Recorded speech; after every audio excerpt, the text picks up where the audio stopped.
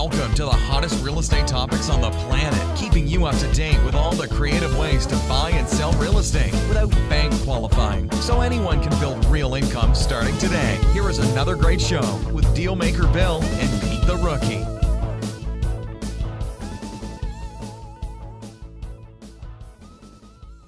All right, here we are at another episode of Flipping Houses for Rookies. Rookies, line up. Episode number 144, Peter. Okay. Name of today's episode is To Real Estate Investors Who Want to Quit Working One Day. Bill, how did you know? This is totally the conversation me and the wife we is having right now. Really? Totally the conversation. How did I know that? I don't know. I didn't say a word. Yeah? Are we like in tune I don't know. with the universe? I don't know. Totally. So here we go.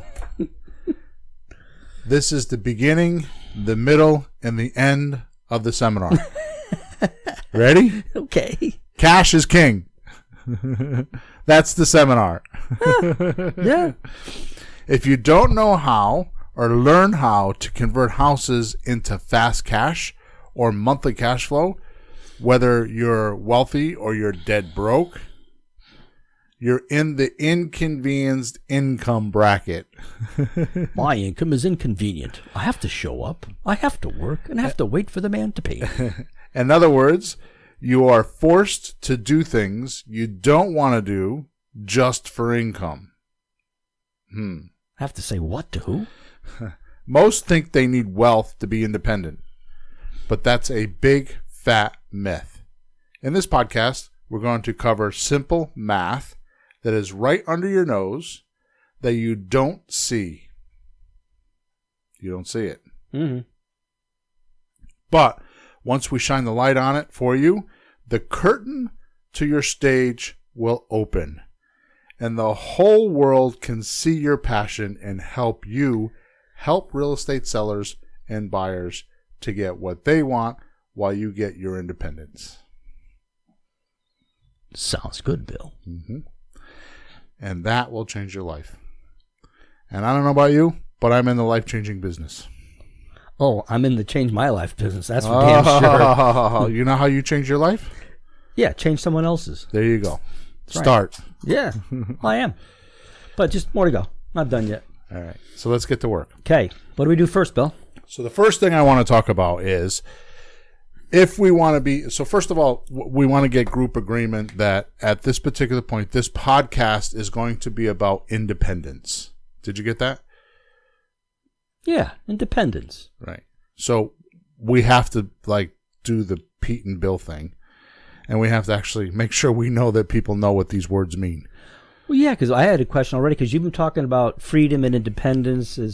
People want freedom, no, they want independence, and I'm thinking, well, that's kind of this. So let's go independence, freedom, and let's go. What do you got? So independence is really from the word independent, right? So independence is just an action of being independent, which means not hanging on to something. Yeah. So independent means not hanging on to something.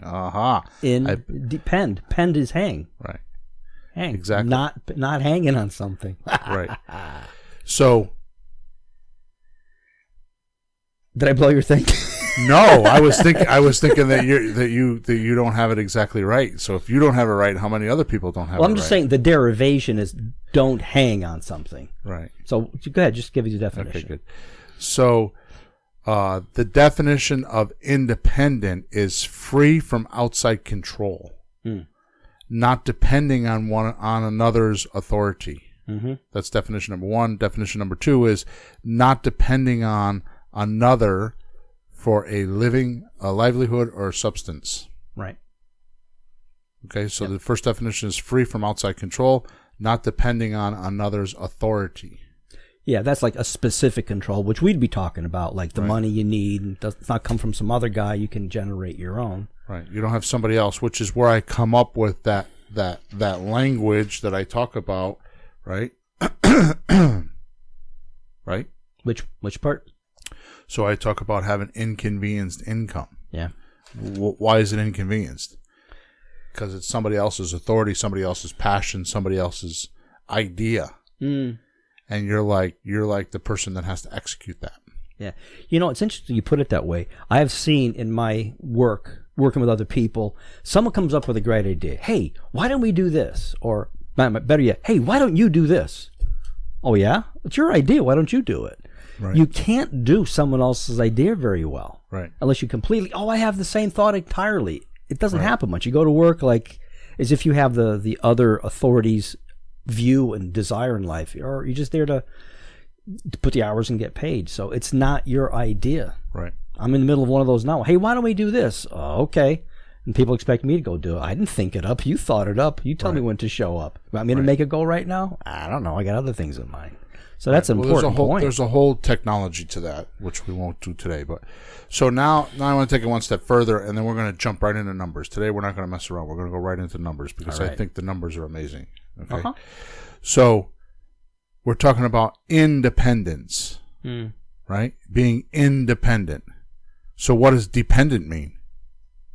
So dependent means, number one, there's two definitions I got. A person who relies on another. And it's funny how it says this because it says especially a family member. Oh, it says that? Especially if... For financial support. Yeah. Well, dependent, you put that on your tax form. I got one dependent, two dependents. Right. So a dependent is a person who relies on another, especially a family member, for financial support. Yeah. And then the second definition, which is more like what I think we're talking about, requiring someone or something for financial, emotional, or other support. Mm-hmm. Yep. Now, here's the interesting thing is because you said that independence, the derivation is hanging on. Or not hanging on. Yeah, it's actually not hanging on because the derivation of dependent is, it's Old English, hanging on. Or hanging down, actually. Yeah. So derivation is hanging down. Well, I get a picture of a mom with a kid in her arm and two holding her dress, like just hanging on to mom. Those are dependents. Mom, gimme, gimme, gimme. Right. And mom loves the kid, so she does, but she gets haggard after a while. So if you think about that in the workaday world, how many of us are in that trap? I mean, we talk about freedoms from slavery, right? Like I hear that all the time about how, the freedom from slavery and how bad slavery was. Just take a look at our current system and how we're, not to make light of slavery, because I don't believe that. I believe that was the stupidest thing I ever heard of. Right? And do some research on slavery. Because the funniest thing in the world that I think happened, and I'm not going to get into some political conversation, is I have friends that talk about slavery all the time, right? And they're Democrats. And the truth of the matter is the Democrats were the ones that created slavery. If you follow history, I read a whole bunch of stuff on that one time. Yeah. It's actually kind of weird. Well, they did oppose the first civil laws for freedom, for civil rights. Right. Lincoln was not a Democrat; he was a Republican, et cetera, et cetera, et cetera. So there's a lot of weirdness. It's just history. Yeah. It's just facts. Go read them. So, anyways, if you look at the derivation for independence, so dependent is hanging down. The derivation, by the way, means where did the word come from? Yeah. Right? If you look at the derivation for independence, okay, it's actually from 1590s. It came in 1590s from Italy. Yay. And it's person not acting as part of a political party. Oh, that was the first use of independent? Yeah. Not connected one side or the other? To a political party. Huh. Okay. So at the end of the day, the synopsis is I hear so many people want to be free, they want to be this, they want to be that. I personally think my goal in life is to be independent. I don't want to have to worry about the control of someone else. I want to be able to wake up and do what I want to do when I want to do it. I want to do stuff. I don't want to lay around and watch TV. If I want to go fish, and believe it or not, because I want to do stuff, if you look at my life, I work 15 hours a day. But I don't think I'm working. In my head, I'm not working. If you ask me I'm like, I got to do this, I got to do that, I got to do this. These are obligations that I've set for myself because it's forwarding my goals. Right. You're not trapped in those things. Those are things that you want to do. Right. So I went through I just turned 55 years old not too long ago, and I just went through this whole, thing because my sister, who was 1 year younger than me, worked for a large company and worked there for 30-something years and has pensions and IRAs, and I'm thinking how well she's done. Mm-hmm. But she's given up 50 to 60 hours a week for 32 years to do that. This is the same sister that goes on 4 or 5 vacations a year because she's been trapped so long. Yeah. Now, I may not have the same amount of money that she has, or maybe sometimes, in my equity I do, but I may not have the same amount of money that she has, but I've done everything I wanted to do in my life. I mean, I've gone on vacations, I've taken my kids places, I've done some of the most amazing things. I've gone on religious retreats for months at a time. I mean, all I have to do is dream it up and it happens. I know what you mean. I've had people tell me that what I get from folks is, and I'm not rich, but I've been my own man for my whole life.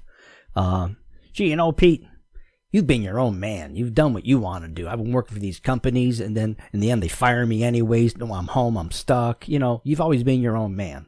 Yeah, I paid the price for it, and you paid it's different prices. Right. But if you do it right, you wind up independent. So let's talk about how you pay for this. Yeah. Okay, because I want to do actual numbers. I don't want to. This is not some fluffy like we usually joke around and do all that stuff. We're right into it now, right? Yeah. So first of all right, if you need to make, I think the average. I hear this number a lot. Okay, so I'm going to just pick these numbers and work around them. If you need to make $4 or $5 grand a month to live, I'm not talking about money for your vacations. I'm just talking about to live.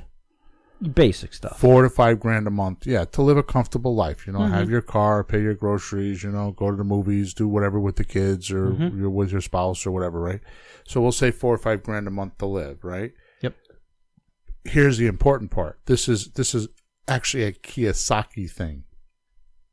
Yeah, Robert Kiyosaki, right? Rich Dad, Poor Dad. Rich Dad, Poor Dad. Actually, it's in you should read the cash flow quadrant. It's more pronounced there. Yeah. But here's the point: if you could make $4,000 or $5,000 a month to live off of without working, or working less than 40 hours a week, then you're wealthy. Yeah. See, most people believe that they have to have $1 million or $2 million, or they have to accumulate all these assets. I think the point that I'm trying to make today is that what you need is assets that are producing positive cash flow. Yeah. When you said that before, I thought you do need $1 million, but you don't need it all at once. Yeah. That's the point. Right. And the guys who have the money all at once are hoping they don't live too long. Right. Well, ironically enough, I probably shouldn't say this on the podcast, but we'll use an alias. No, this is honest to God, it's the truth. When I was a young man, I met a girl that was absolutely a sex fiend. I mean, she just loved. I mean, what do they call them, a nymph or whatever? Nymphomania. She was actually that. I mean, I was in my 20s, she was in her 30s. I'm so sorry to hear that, Bill. I'm telling you, that was one of the most valuable lessons I learned in my entire life. Because after a while, I couldn't keep up with it. I mean, at 20 years old, it was literally like multiple times a day. Jesus. I just couldn't get enough of it. Holy crap. She just couldn't get enough of it. So what I learned from that lesson, which is a strange lesson, but what I learned from that lesson is that too much is not good either. Like 2 bags of candy? Yeah, like 2 bags of candy that I ate I went to the movies last night with my wife and ate 2 bags of candy, and it was like, I'm paying for it this morning. I almost made popcorn for the wife, but we vetoed. So my point is that, so people that have money, that have millions of dollars, they have more of a problem than the people that don't have money, and you don't realize that because there's more people that don't have money than people that do, so it's not a common thing to know. And if they do have it, they don't tell you much about it. Yeah, and that's part of what the problem is that when they have money, they have to hide it because otherwise they get attacked and mauled, and people are constantly... It's like the old movies, like the little girl that has a rich daddy and wants to fall in love without knowing who her daddy is. She pretends to be a poor waitress. Yeah, you know what I mean? It's that type of a thing because they want to be treated as real people, but when you have money, They get put on a pedestal, and all of a sudden, it doesn't work. You love me or my money. Yeah, exactly. Honey, I love them both. So anyways, having a big pile of cash is harder than having no cash, because now you got to not only do you got to worry about the tax man, you got to worry about, people taking shots at you, and you have to keep the money employed, because otherwise it doesn't, when you have that much energy in one spot, it needs to be used. Otherwise it goes away. Okay. So to your point, what we're going to talk about with the numbers is exactly what has to happen.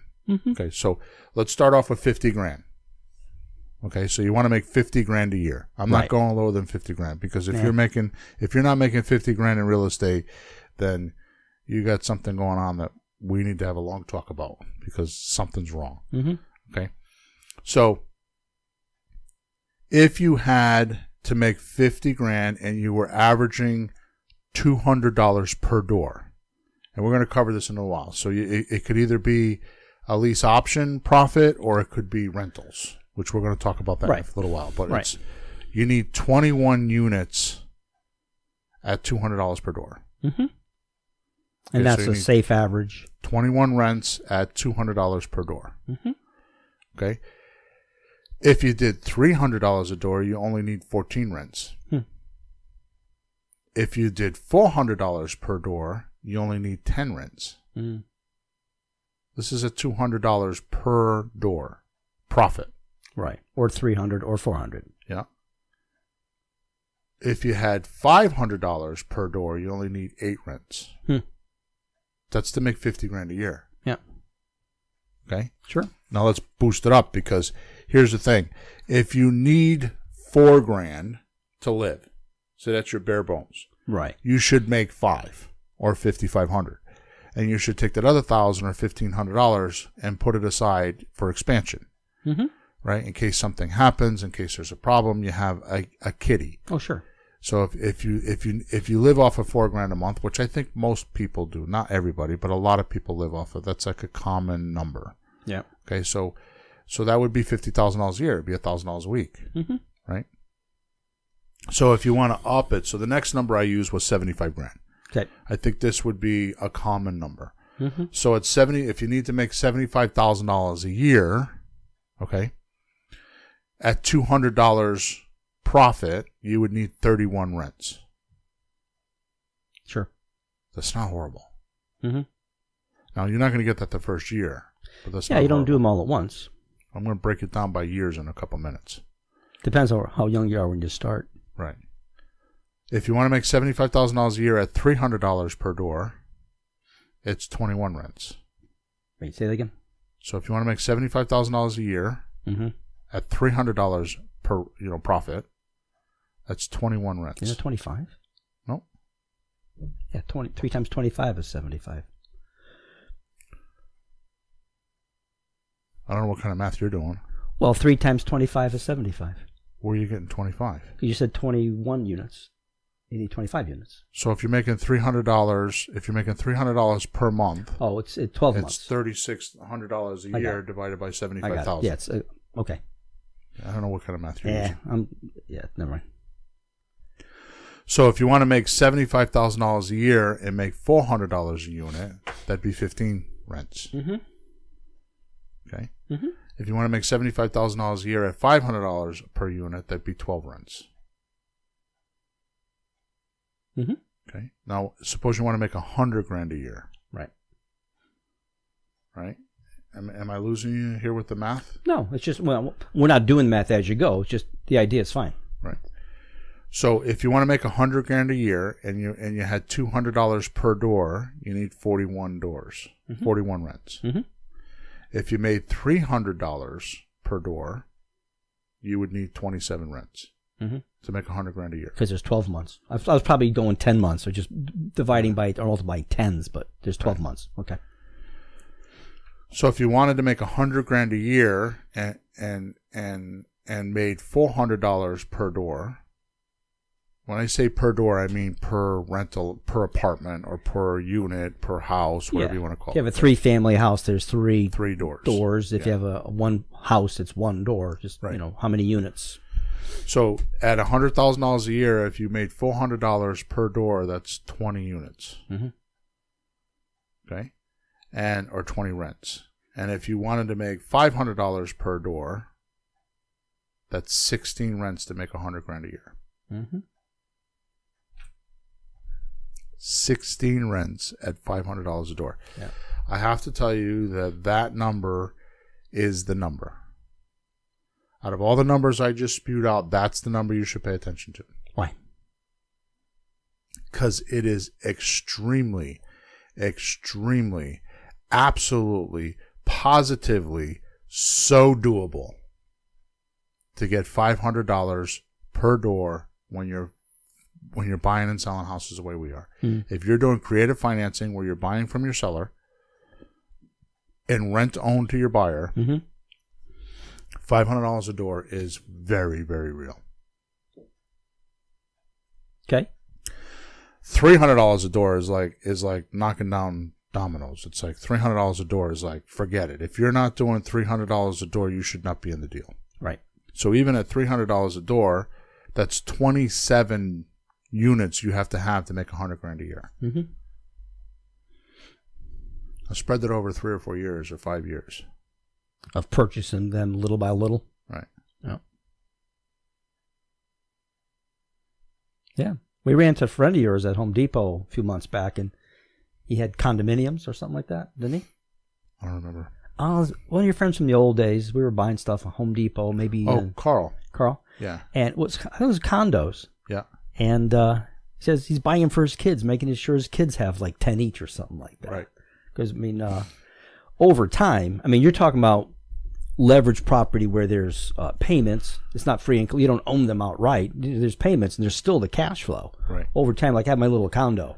Over time, when it's paid off, boom, all the expense of purchasing it is gone, and now the profit goes up $400 or $500 a month. So now we're really talking. So he was trying to do that for his kids. So by the time they got there, it was just like free and clear, just cash, right. Not even just what's left over after the expenses are really low now. Right. So he was doing that for his kids. Yeah, which, by the way, the numbers I'm talking about are after all of the expenses. This is pure profit. This is not buying outright and sitting on it. This is you paying on it and taking money in, and that's still hundreds left over. So here's the interesting thing, because how do you buy 16 rents at $500 a unit? Mm-hmm. And I'm going to tell you how to do that. Okay. Without a lot of significance. Mm-hmm. Here's what you need. Here's exactly what you need. You need a little tiny system. You don't need much, just a little tiny system, which if you go to flippinghousesforrookies.com and watch my videos, the system's there. It's free. Mm-hmm. You could literally get started with that. We have had many people get started with that. Mm-hmm. Okay. You need the only seed money you need. The only money you need to get started is some advertising money in the beginning. And even now we've got it down to where you could just call for sale by owners, and you don't even need advertising money. You just need a couple hours a week. And your damn phone. Just get on your phone and call people. The phone that you fool around with for hours every day. Right. Or play games on. And in the end, when you win, what do you get? Coins. And for the people that don't want to get on the phone and do cold calling, we even talk about doing texting, where we text people. Text for sale by owners. Mm-hmm. And start the conversation. So if you have, meaning the listeners, you meaning the listeners, if you have something in your mind that you think this is not for you, it's you. Mm. Because honestly, I don't know what else. I don't know what else to say. If you can't get on a phone and text somebody and say, "Hey, I saw your house for sale. Can we talk?" We have scripts and stuff that we use. Matter of fact, we use the for sale by owner script, which if you have not recently gotten my for sale by owner script, like in the last month, and you think you have my for sale by owner script, you need to go to flippinghousesforrookies.com/free stuff and download the new one, because we have a new one up there. Mm-hmm. And it says FSBO script for sale by owner. FSBO is an acronym for sale by owner, right? Yeah. If you don't have that script, then you need to go get it and minimally just text people the script. Yeah. You don't even have to talk to them. Text the first line. When they answer, text the second line. Just type in, whatever city you live in, Wallingford, Connecticut, for sale by owner, and Zillow is the biggest one. Just go find 5 or 10 of them and text them. And then sooner or later you'll be on the phone having a conversation. And if you're really shitty and really bad and really suck and really can't talk to anybody and you're a complete introvert, you'll make 10 to 15 contacts and be in a house. If you have any type of communication skills, like just a little bit of communication skills, usually you make 5 phone calls and you're in a house. Yeah. You've sold coffee. You said, hello, thank you very much. Right. You've been a cashier at Stop and Shop. You've been a salesperson at Don't Lord even and have to Taylor's. do that. You just know how to communicate. Yeah. Sell your wife on having a piece of steak with you on Friday night, and you're good enough. You know what I mean? Yeah. The point that I'm making is all you have to do is just talk to people. Just talk to people. What better place to find a motivated seller than a for sale by owner? And I'm off on a tangent now, but it's really that easy. So, and we've got 144 shows. We started a new podcast called Startup Boot Camp, Flipping Houses Startup Boot Camp. All right. And all it is a checklist of you go through. So wherever you found us on this show, whatever platform you're using, just type in Flipping Houses Startup Boot Camp. And there's many episodes that are 30 minutes long, and it's a checklist of how you go through to get started in this business. Yeah. It's step by step. Step by step. We spent weeks doing this. So, because we looked at each other, we have all these podcasts, and we've seen other podcasts, we've seen other websites, and you don't know where the hell to start. Right. And it's confusing as shoot. So, this one goes step 1, step 2, step 3. So there's no excuse, and that's free. It's 100%, and we walk you through it 100% free. And people are my coaching clients that pay me hundreds and hundreds and hundreds of dollars a month are doing that and telling me on my coaching calls, oh my God, Bill, that thing's amazing. You should be charging for that. Yeah. My coaching clients that are already paying me are telling me that. So there's no reason. So there's no reason why you can't find these units that we're talking about. The reason's in your head. The reasons are your own excuses that you're making for not being able to do it. You have to. I don't care if you have kids, you got babies. I mean, I've got one girl who's got 5 kids. I mean, we're on the coaching call and the kids are like crawling all over. You could hear the kids in the background, mommy, and she's on There's the that picture of the mom with like 5 kids hanging, pending from her dress. One of my students that I have that bought my How to Buy Money Without a Loan course. She's already made. She's got 2 or 3 kids in little kids in school. Yeah, take them to swimming class, take them to baseball. She's made $250,000 this year doing this. Because she manages her time. Okay, so enough of that. So Robert Kiyosaki said that you don't need a pile of money, which we talked about. All you need to do is you need to have an asset that produces money. Okay, and they call that a passive income. Okay, now. I don't want anybody on this show or anybody that's listening to me to believe in passive income. I really don't want to. I don't want you to believe that way because it's a great concept, but I've learned in life that if you take your attention off of something, automaticities don't run on themselves. I mean, an automaticity will run for a while, but it's going to need. I mean. The physical universe needs human beings to run it. I mean, if you just leave a house sitting for 30 years, what's it going to look like after 30 years? Oh boy. No. You know what I mean? So you need to put some intention and attention on things. The question is what do you put your intention and attention on? So we go back to the 80-20 rule that we talked about. Yeah. So I don't want you to think that this passive, you set it and forget it and it just spits out money and there you go.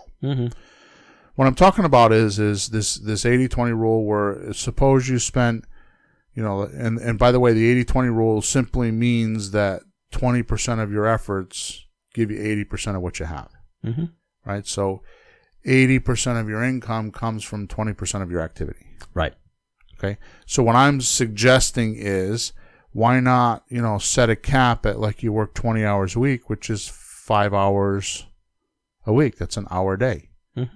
So is there any reason why you can't get up in the morning and spend an hour working and then have the rest of the day to do what you want? Sounds terrible, Bill. Absolutely terrible. And it's amazing because my oldest daughter just did the same thing. She was working for a big university, putting in 50, 60 hours a week and bitching about it all the time.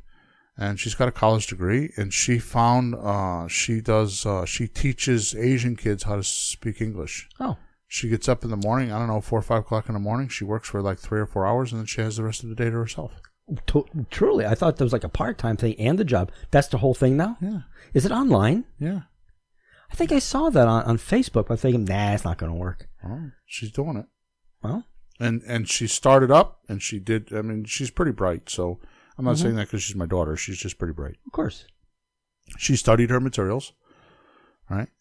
And she just goes online, and within 2 or 3 weeks, her schedule. In fact, she told me the other day she's got too many people trying to sign up with her. And why is it early in the morning? Because of the time difference, or I would imagine. Yeah. Wow, that's good. I know somebody who's up that early they could put to work. Yeah. But I mean, it's like, she makes good money.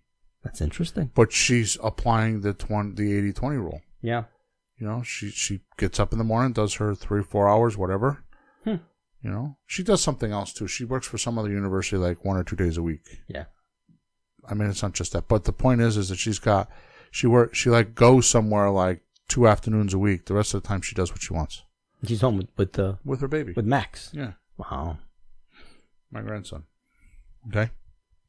I'll call her later. Yeah. If not for me, for some other people I know. It just sounds really interesting. I think you need a degree to do it, but yeah. I get the third degree all the time, Bill. Yeah, exactly. So what I'm saying is if this 80-20 rule is correct, then why not spend the 20% producing what you should be producing? Mm-hmm. All right. Now, let's get into some, before we end off. We're only halfway through, so we might end early today because I only have a couple more pages of notes. So let's handle the biggest concern that people have about what I'm talking about. Being a landlord? Yes. Being a landlord. It's not a 4-letter word. It's 2 4-letter words. Yeah, exactly. It's double bad. Land. Lord. Wait a minute. Nothing wrong with land. Nothing wrong with Lord. Yes. You are the Lord of the land. Yes. So, I feel like this is just a Bill's Planets type of like, in my head, here's what I think. I feel like you have to make a choice that's pretty important. And it's a business choice. Okay? And I think it's a choice of one or the other. And there could be a hybrid, which is what I'm doing right now, kind of a hybrid between the two decisions. And here's the choice. So you could build a business that buys and sells the amount of houses you need to sustain the numbers we just talked about. On a rotating basis? Yeah. Like you buy and you sell them, they're gone. No. I'm talking about buying houses with creative financing and then offering them on lease or rent-to-own properties. Yeah, okay, so hanging on. Okay. So if you do that, like for example, I just sold a house on a rent-to-own. They gave me $10,000 down. It's a $240,000 house. They gave me $10,000 down. They're paying $2,000 a month, and it's $390 positive cash flow for 2 years. Cool. Okay. So I bought the house. I actually bought it subject to. And if you don't know what that means, just go to flippinghousesforrookies.com/free stuff and see the 7 different ways I buy. It's subject to. So I bought it getting the deed or subject to. Mm-hmm. Because I had a problem with frozen pipes, it cost me. I had about $1,500 into the house. Okay, but that's it shouldn't have been that way. Mm-hmm. That's because my owner actually participated and helped me pay that. Yeah, my seller. Okay. I got $10,000, and I get $390 a month. Mm-hmm. all I had to do was find that deal. Yeah. And find my buyer. Okay? Mm-hmm. It wasn't that hard.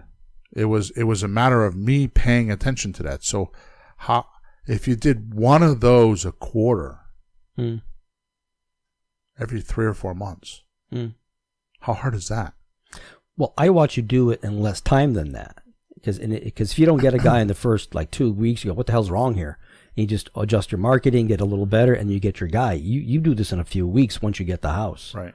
So 3 months, that's like taking your time. That's like ridiculous. Yeah, but gee, that's not terrible. That's 4 a year. Right. So this is what my point is. So you build a business that knows how to do that. So you spend your 5 hours a week running the business. Mm-hmm. So you build that business and you make it so that you can do your marketing goes out, your campaigns, whether it's, your direct mail or your signs or your Craigslist ads or your, business cards on cars, Make or your phone calls or calling FISBOs or whatever your marketing campaigns are. You should have multiple. You shouldn't just have one. Right. If you have multiple campaigns, so your business would be running those campaigns, finding motivated sellers, making offers, closing deals, and then finding buyers to go in these houses. Now, you don't need to have 15 people working for you. You might have one assistant or one person that could do this, or 2 people. Mm-hmm. And they make good money doing it. You pay them percentages of whatever they do. You pay them whatever. So you start a business that does that. So this is your first decision, right? Because even when we're talking about having 16 units, which we're going to get to in a minute, mm-hmm. when you're selling on rent to own, what's going to happen? When you do rent to own, what's going to happen? Well, eventually it cashes out. Right. And you don't have it anymore. Right. So sooner or later, the rent to own, somebody else is going to own it. Right. Yeah, rent to own. Yeah, exactly. Right. So you need to keep filling that pipeline up. Right. And that makes it a little bit more of a job because it keeps turning over. It's longer. It could be 2, 4, 5 years or 10. And that's what I'm talking about with this business. So it doesn't have to be some full-fledged, 80 hours a week type of a business. If you had 2 or 3 people working the right amount of hours, doing the right amount of things, then it doesn't have to be strenuous and everybody makes money. Mm-hmm. Right? Sure. I mean, think about it. I just told you I just sold one last 2 weeks ago or a week and a half ago. Mm-hmm. And I got $10,000 and I get $390 a month. You suppose if somebody was working for me, out of the $10,000, I couldn't give them a couple grand and they wouldn't be happy? No, for 5 hours work here and there for a month or 2. Right. Yeah. You know what I mean? If you did one of those a month, that wouldn't be horrible. Mm-hmm. Right? Great part-time job for somebody. I mean, think of it this way. Realtors do that, and they don't make $2,000. Yeah, but you got friends. You got people in your family. You got kids. Yep. You got wives, To get started, absolutely. Sure. Give them something to do and tax deductions. So the second decision that's running a business like what we're talking about. That's running a flipping houses business, keeping the pipeline full so we can keep the numbers we're talking about. Yep. Right?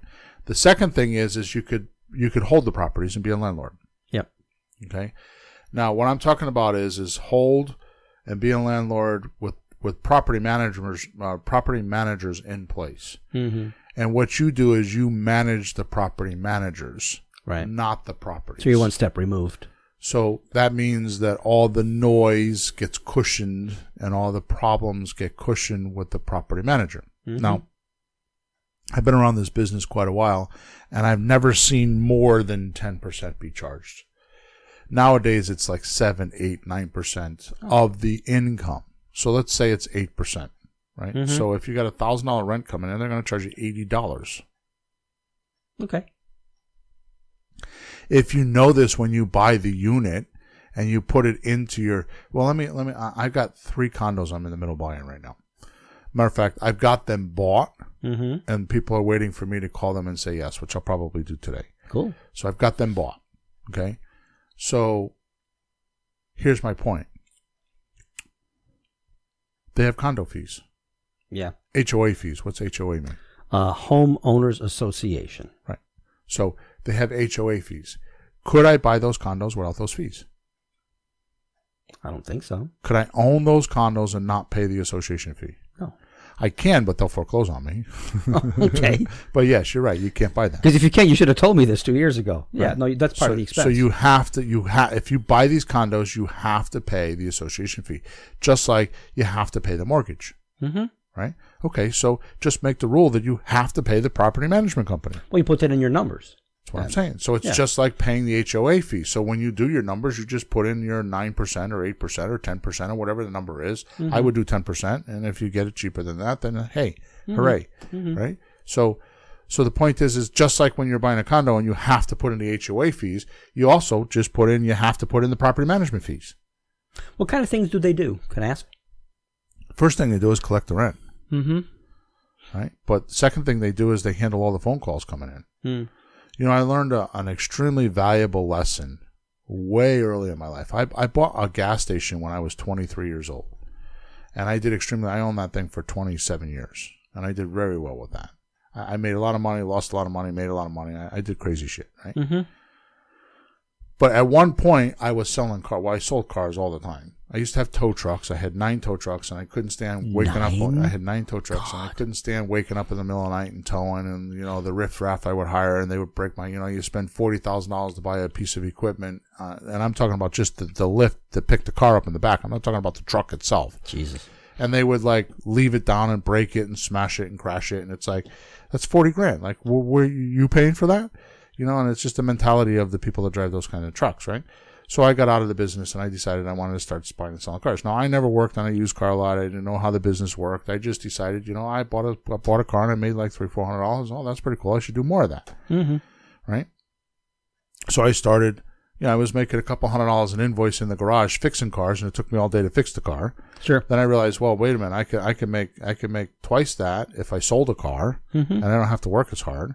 And that eventually turned into houses. Like I can make twice going that. Up. Yeah, and buying and selling a house, and that's how I got to where I am. So the point is that Bill, we keep selling bigger and bigger things. Yeah, exactly. I started with guitars, then a few cars, and then houses.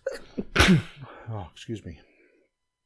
So the point that I'm trying to make here is I had a buy here, pay here lot, which means that I did all the financing, right? We didn't have banks. We just financed it myself. And the thing that I noticed, which I'm having a lot of trouble with right now, but the thing that I noticed is when somebody came in to make their car payment, they felt like they were out exchange. In other words, they felt like they had to get something fixed on their car for their payment. They had forgot about that they were buying a car because it was weeks later and they're driving the car every day and it's part of their life. So they wanted you to fix the cars? So that people would come in and they would complain, I got a rattle, can you listen to it? Or the radio's not working, could you check it? This isn't, the oil light flickered, could you look at it? When they came in and make their payments. So I noticed that the weeks, because I would set payments up, the people are coming in, the weeks that I had heavy payments, the shop was busy, but we weren't making any money. So I got clever and I thought to myself, well, I got to figure out how not to have people come in and talk to me. I just got to take their payments. Well, back up. You weren't liable for any of these rattles and things, were you? No, but they made you feel guilty because they were handing you their payment, right? Because they would come in and pay weekly. That's the way that business is, right? All right. Anyways, long story short, I'm realizing the same thing is happening with me in my rental business because I have seven apartments that I collect cash for, and I go there and collect the cash. And every time I go there, they tell me that they got a leaky toilet, they want the hallway painted. So what I'm looking at is the same. In a long story here, I'm looking at the same thing. So it's got to be like a mortgage payment. You send it to the bank, you don't talk to nobody. That's right. You get to use the house. Right? The mailman's the buffer. Yeah. So I'm in the midst of doing that with these because I won't ever do that again. If you're paying cash, and I'll re-rent these properties, I'll reposition the tenants. Right? I don't need to reposition the properties. The properties are fine. I need to reposition the tenants. Yeah, right? You mean like that means get rid of the crap. Getting and get better good ones. Reposition means getting better ones. Yeah. Okay. So what I'm going to do is I'm going to reposition the tenants so that I don't have to go collect the money because every time I go collect the money, they're telling me of some problem, and I notice that. Hey, while you're here. Yeah. Well. Yeah. Like that's because you bought them that way from the last guy. Right. What I noticed very quickly is that you're buying these properties apparently from people who are rank amateurs. No offense, Right. but like I have 2 student parents, my music students. So we bought a property. They go to the bank, they get a loan, they buy the property. They have no knowledge except like just buy it and rent it.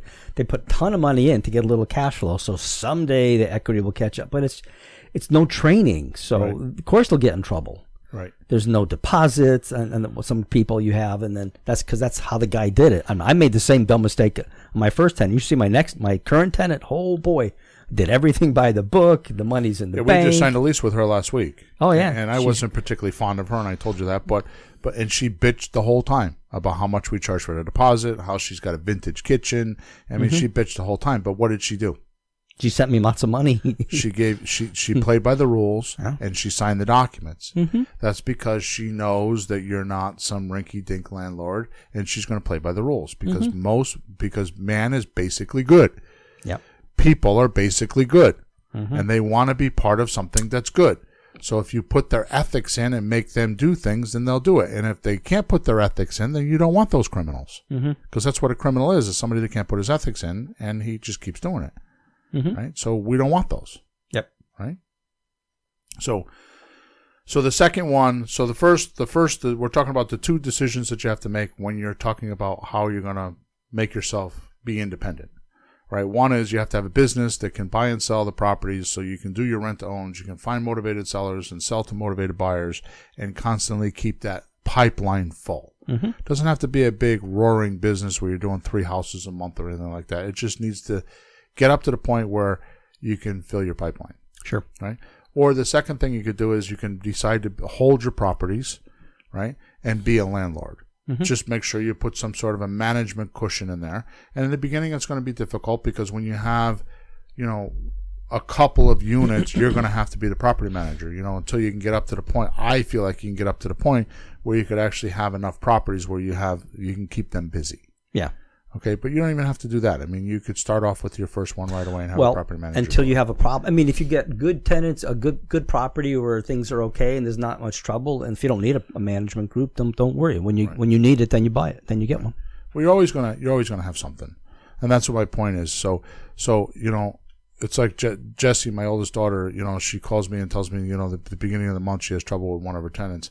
And I'm going to have the conversation with her like, okay, so you're making this much money. She's making a substantial amount of money.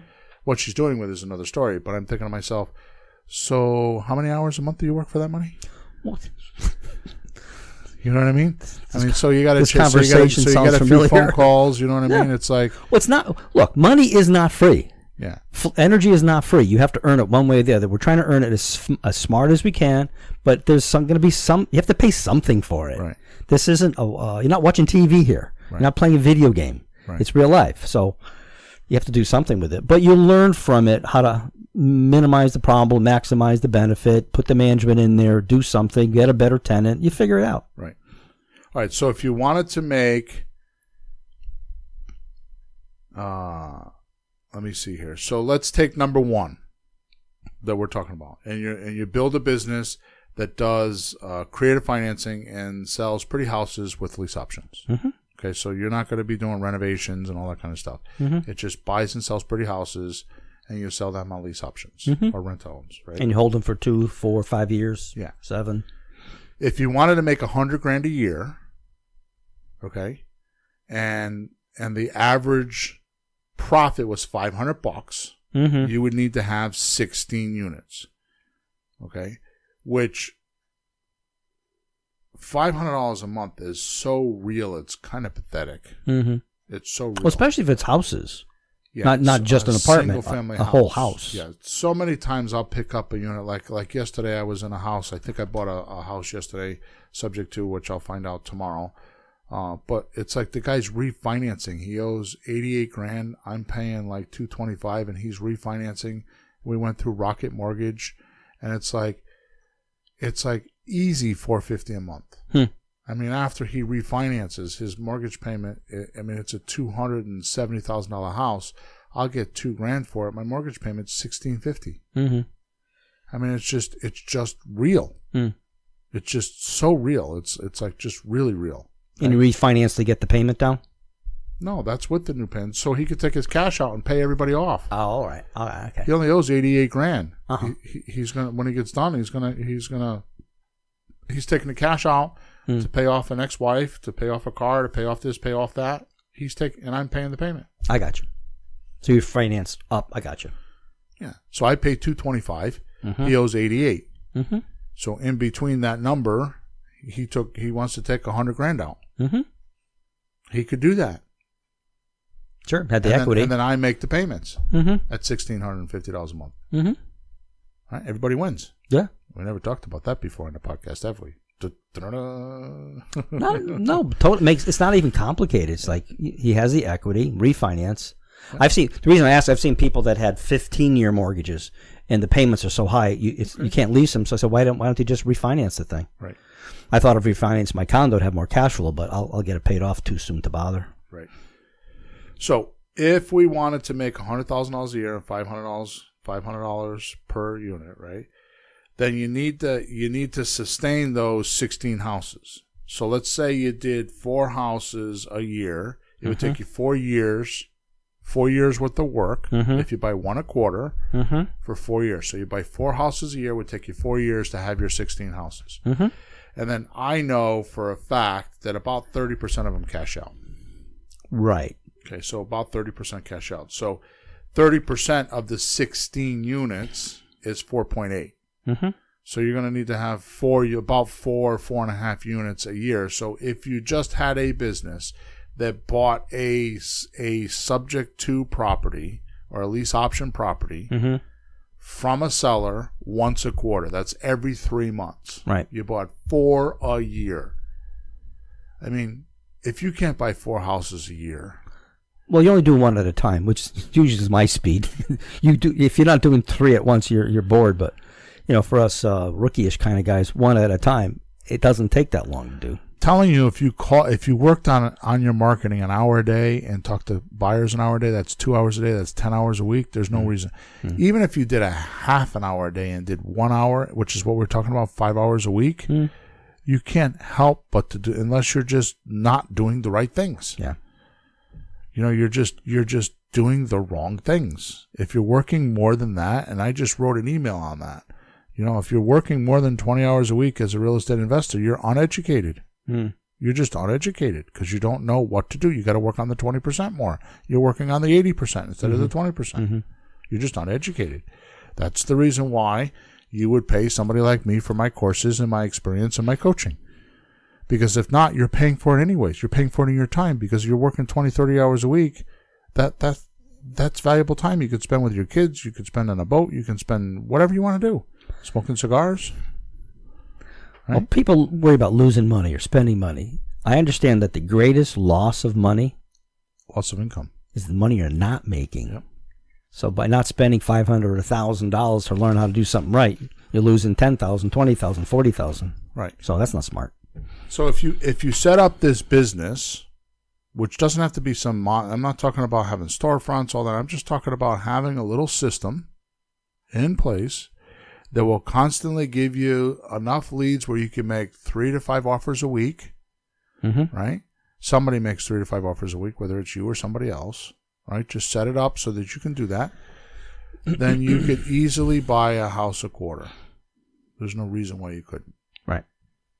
So now you have this little business, and it will, after 4 years, if you pay attention to the numbers we're talking about on this podcast, it'll make you $100,000 a year.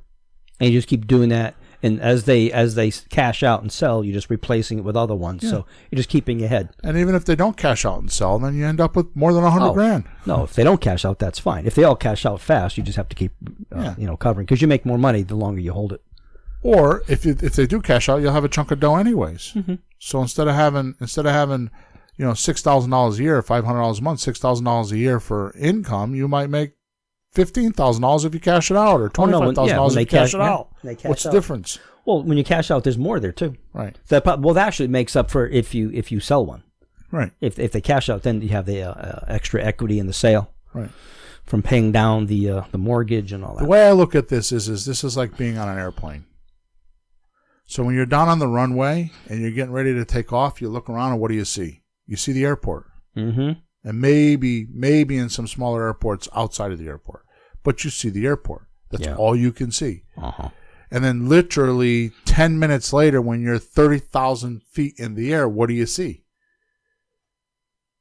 Clouds. A lot more than the airport. Yeah, you see. So what I'm saying is that when you're down on the when you're in the airport and you're on the runway, that's like being in a job. What do you see? Just the job. Oh, you get swallowed up by it. If you start buying a house and start putting this, it's not a complicated plan. You just put this plan in place and you just buy another one and buy another one. And that's what I'm doing right now. I mean, I've got 3 offers that I just made that I normally wouldn't make. And the reason why is because I'm looking at the cash flow per month, because I'm trying to get to a certain cash flow. And I actually got really creative with 2 of those units. And I'm paying some lady $4,000. The house is, the condo's worth $49,000. Mm-hmm. She owes $54,000 and has convinced me that I got to give her $4,000, so I'm paying $58,000. Why am I doing that? Because of the cash flow. Yep. Because I have no intention on selling that. Because I have a Section 8 tenant in there who's been in there for 10 years. Yep. And it cash flows, and I know I'm literally going to set and forget that one. Mm-hmm. I'm going to raise her. She pays $77 a month. I'm going to raise her money over the course of time, and over the course of time, I'm going to raise the Section 8 people, because you can do that. You're allowed $50 or $100 a year, 10%. The portion that they pay in. Mm-hmm. Okay.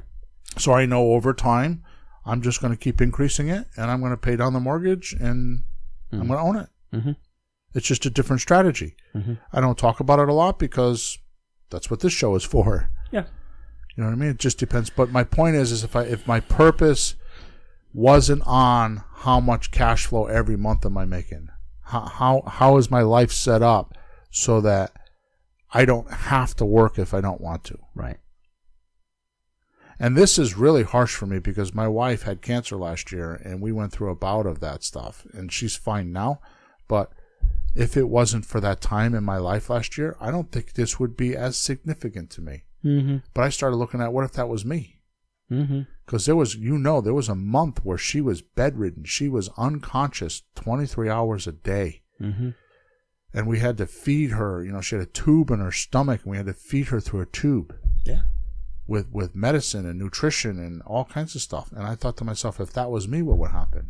We'd be devastated now. Yeah. We have a friend she's in the hospital right now. Right. Saw her Monday. Yep. She was out for days. Yep. And not much with it right now. The husband's one of our best friends. It's rough. Yep. And in these situations, the husband's, well, your wife makes money, but you're more the money guy. And if you, it's a lot of age-based stuff. If you're young and it's like the Wild West, yeah, sure, go knock yourself out. But at any age, stuff can happen. So It's okay to have the idea of cash flow, passive cash flow, managed cash flow, whatever it is. And as you get older, for us that don't have the $500,000 in the 401k or whatever, I have friends that game. Donate a lot of money to churches, especially a couple of churches we're involved in, right? And they donate a lot of money. And I'm always wondering, how do they do it? And what I realized is how they do it. What are they doing? What they do is they use credit cards and they use credit lines, but they have a machine that can pay for it.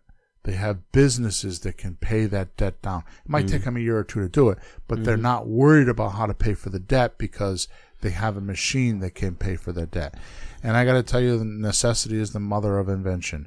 Because if all of a sudden you donate $100,000 to a church, right, or some charity, or somebody gets sick, somebody can't work, $100,000, and you pay that money, you will figure out how to increase your income to pay for it. It will happen. And that's what these guys do, is they just constantly put a demand on the income so they get smarter and smarter with their businesses. They're not, well, even though they look like they give a big chunk, they're giving the chunk on credit and just paying it off. Right. So it's kind of like, it's the reverse of this. They put a demand on their business, so they get very clever at how they run their businesses. And this is the same thing. It's forced me to just get clever on how I run my business because it makes me think about stuff like this. All right, so let's say number 2, and then we're going to get out of here. Let's say number 2. So the first one we've been talking about is having a business and it buys and sells houses, and it makes these numbers we're talking about, right? So number 2 is, let's look at the landlord portion of it, right? So let's say you're going to hold the property, right? So let's be a little bit more conservative, because on the first one I'm using $500 profit because I think that's real. Okay. I think $300 to $400 is lay down. I think $500 you have to be clever, but it can be done. Okay. Because I've got houses that I make $1,000 a month off of. I'm talking average now, right? Yeah. So, but with rental properties, $200 is real. That's a conservative national number. If you have rental properties, you should profit $200 a door. So that means if you got a 3-family unit, then you should be making $600 a month. Okay. So you would need to have, now watch this, Peter. Numbers are such a beautiful thing, right? So to make $100,000 a year, right, you would need to have 41 units, 41 rentals, 41 doors, 41 units, however you want to call it. Sure. Okay. So that means that if you did it that way, so you need 41 doors. Now, you're not going to buy 41 single-family houses. We're talking about apartments. So you would need to have 20 2-families, 13 3-families, 10 4-families, right? 6 6-families, and 5 8-families. So here's my question. When you're doing if you're focused, and what I'm trying to do is, and this helps me a lot, because when I'm focused on what I want, it's amazing how it shows up on my front doorstep. Yeah. The clearer I am on what I want, the faster it shows up on my doorstep. Right? Like, we made a decision a few months ago that, or at least I did and you agreed with it, or you did and I agreed with it, however it happened. But we agreed that we're going to buy more apartments. Yeah. I want to buy some apartment complexes.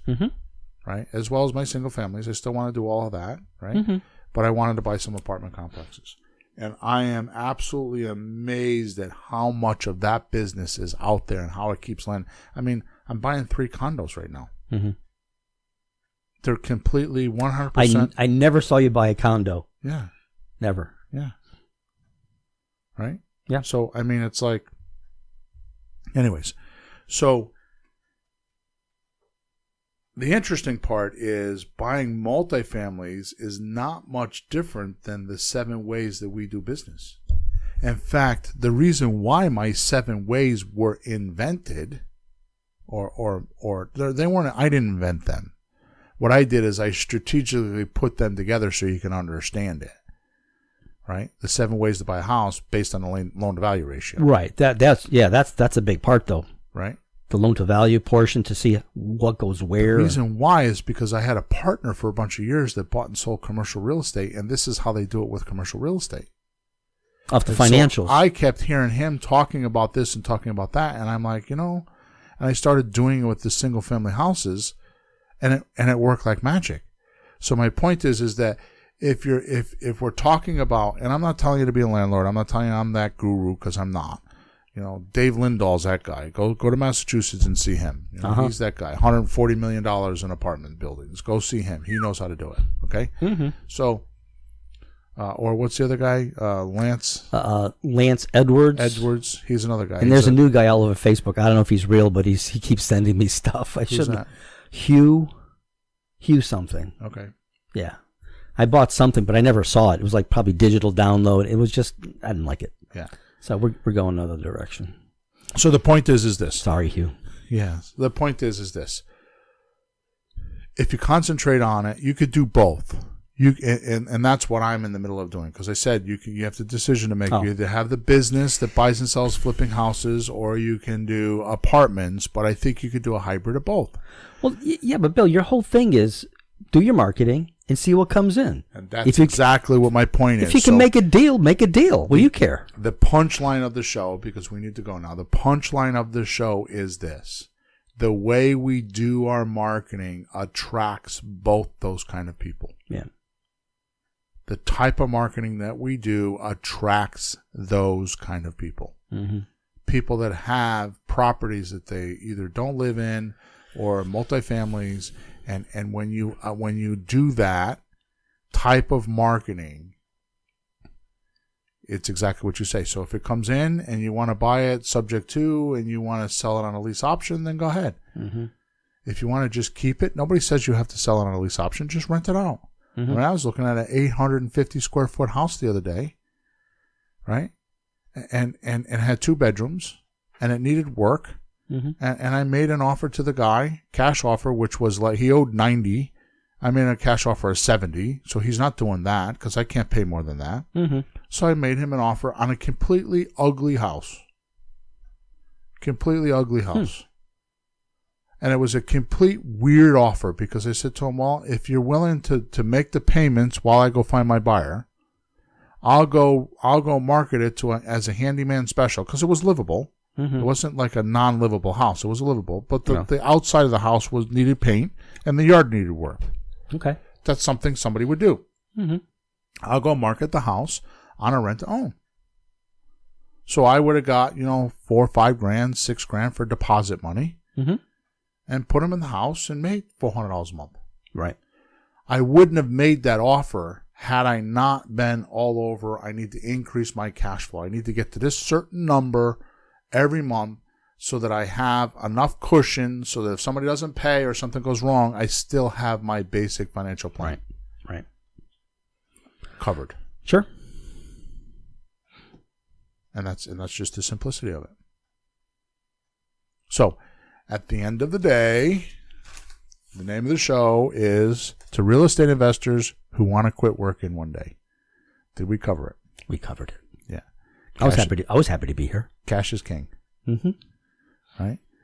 And if you don't know, and basically if you don't know how, or you haven't learned how to convert houses into cash or into fast cash or monthly cash flow, whether you're wealthy or broke, there's your problem. Yeah. It's not the houses.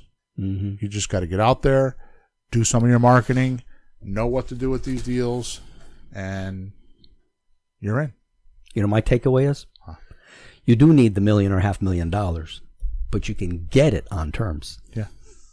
That crazy terms just covers everything. Yep. How you buy the house, how you sell the house, how you even get your retirement or your own money. It doesn't have to be all at once because you don't spend $1 million all at once. Right. You can get that on cash flow. Right. And I think that's even more secure than the guy who has a lump sum, hoping he doesn't outlive it. Right. Or in the stock market. Ew. I can't play that game. I mean, Peter, why is real estate the king? Out of all the investments, we even take IRA money, mutual fund money, stock market money. Why does the stock market invest in real estate? Because it isn't a piece of paper. It is the safest thing. Yeah. Well, when the economy crashes, what do people do? They lose their house. They go into rentals. Yep. I had some friends or some clients who were owners, business owners, and they had they owned a mall strip, commercial strip. Yep. And the last time the economy tanked, half their tenants left because the businesses went. So they went the rent. See ya. I lost a customer.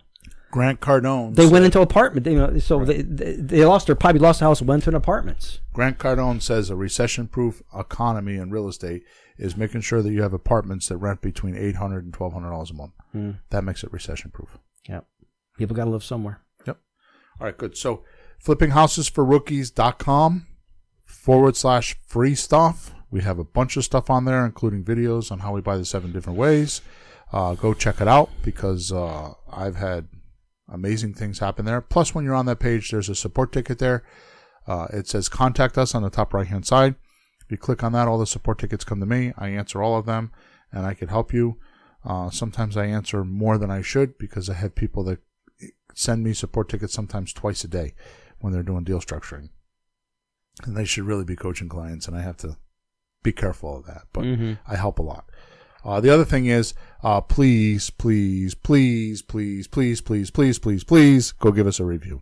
If you're on iTunes or Stitcher or, I don't know, Apple, whatever device you're on, please give us a review.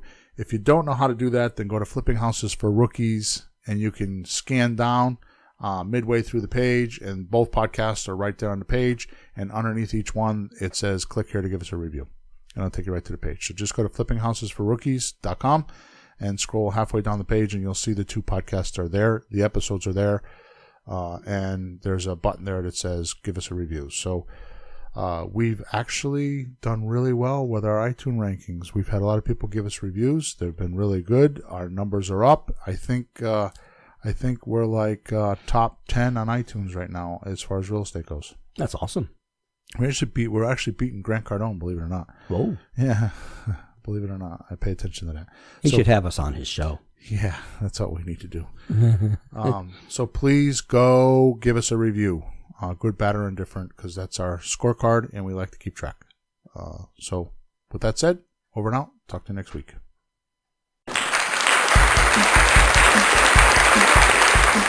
Thanks for tuning in to the hottest real estate topics on the planet with Bill and Pete. If you want to continue learning how to buy and sell real estate without money or credit, head over to flippinghouses.club for some cutting-edge real estate wealth tools. Or contact us at info@flippinghouses.club.